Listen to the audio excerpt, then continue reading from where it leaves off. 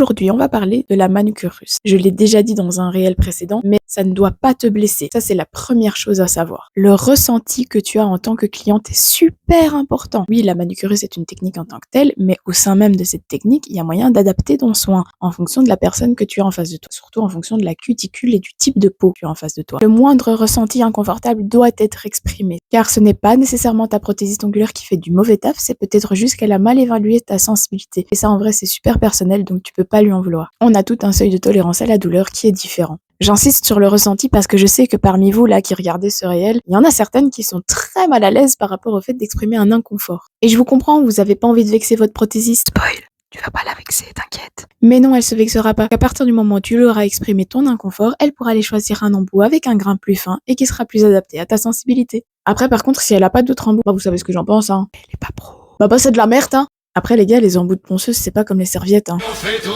Ah bah oui, ça aussi, il faut qu'on en parle. La vitesse de rotation. Je sais pas si vous savez, mais une ponceuse, ça peut aller jusqu'à 35 000 tours minute. Une machine à laver en plein cycle d'essorage, c'est du 1400 tours. En conclusion, ça sert à rien de monter dans les tours parce qu'on n'est pas en train de bouffer l'asphalte d'une herbe. Je fais de mon mieux, désolé, il me fallait une blague avec les tours minutes. Bref, en conclusion, la manucure russe, ça doit être un soin tout doux pour toi. Et si tu ressens quoi que ce soit d'inconfortable, dis-le.